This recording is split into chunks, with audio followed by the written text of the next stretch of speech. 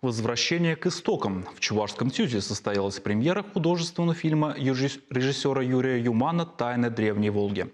Претендует ли картина на историческую достоверность и что о ней говорят зрители, расскажем в нашем сюжете.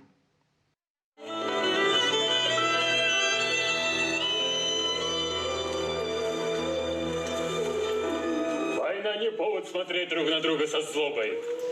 Хотя бы сегодня давайте отпустим копья. В основу сюжета фильма легли письменные средневековые источники, историческая литература, летописи, а также чувашские предания. Для того, чтобы точнее воссоздать эпоху середины 15 века, когда разоренное болгарское царство пытается возродиться с помощью ордынского хана и его войска, режиссер картины пригласил экспертов, которые хорошо разбираются в истории чувашского народа. Богатейший материал сохранили чувашские исторические предания. Сам народ не смог письменно все это сохранить. Чувашскую книгу корову съела, как мы знаем, там, да? Но передавалось поколение в поколение. В 19 веке они были записаны и опубликованы нашим профессором, академиком Василием Дмитриевичем Дмитриевым. Это еще чувашские исторические предания. Богатейший материал. Одна из основных тем, которые подняли в фильме, это напоминание о том, что мы обладаем величайшей историей, но почти ничего о ней не знаем. Большое внимание было уделено межнациональным отношениям. Актер, сыгравший роль хана Махмутека, Алексей Герасимов, отметил значимость своего персонажа. Алексей признается, сняться в таком фильме – огромная удача. Ведь сам он с большим интересом изучал и до сих пор изучает историю Волжской Булгарии.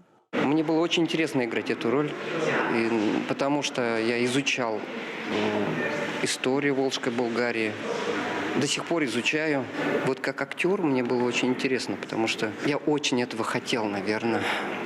Хотел историю, хотел сниматься в исторических фильмах. Премьера фильма прошла при полном аншлаге. Зрители остались под впечатлением от картины. Гости отметили хорошую игру актеров, работу оператора, нетривиальную музыку и стихи. Этот фильм заставляет задуматься и заинтересоваться. Даже появляется желание, может быть, думаешь, посидеть где-то в библиотеке или в интернете, поглубже действительно покопаться, называется, в своей истории. На премьерный показ «Тайны древней Волги» не приехал режиссер Юрий Юман. Причина его отсутствия не тайна. Он сейчас работает над другой картиной и просто не смог вырваться со съемок. Так что рассказывать гостям о том, как шла работа над этим историческим фильмом, пришлось сценаристу Сергею Щербакову. А вопросы из зала сыпались один за другим. Интересующихся далеким прошлым у нас немало. Наталья Егорова, Дарья Петрова, Владимир Владимиров. Вести Чувашия.